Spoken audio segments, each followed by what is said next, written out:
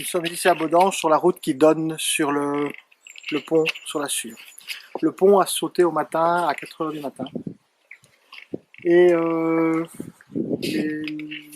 génie belge avait anticipé que si les Allemands voulaient reconstruire le pont, ils devraient passer par le champ qui est là en contrebas.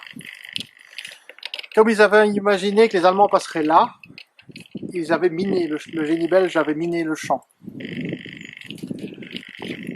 Le renseignement allemand avait été mis au courant par un espion que le champ était miné, mais l'information n'était pas descendue jusqu'au niveau de la première Panzerdivision qui doit passer par ici.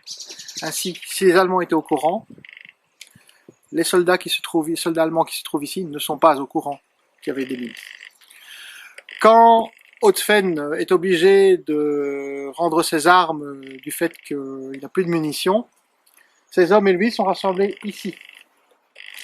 Ils observent les Allemands construire le pont de génie à l'endroit exact où le génie belge avait anticipé qu'il le construirait. Les premiers véhicules passent sur le champ de mines et aucune mine ne saute.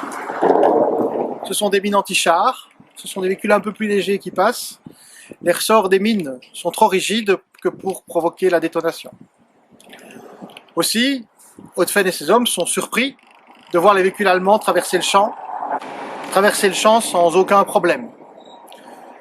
Les Allemands rencontrent quand même une difficulté, le champ est marécageux et les véhicules allemands risquent de s'embourber.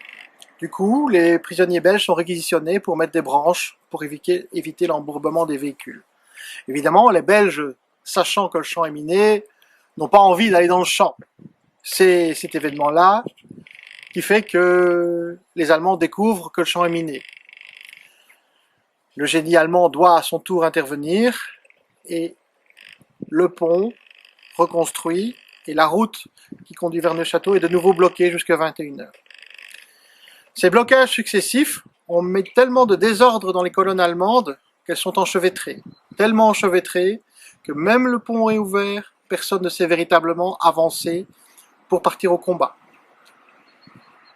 Si bien que l'objectif de la première Panzerdivision et du 19e Panzerkorps de Guderian, qui était la ligne de chemin de fer à Neuchâteau, ne sera pas atteinte le premier jour.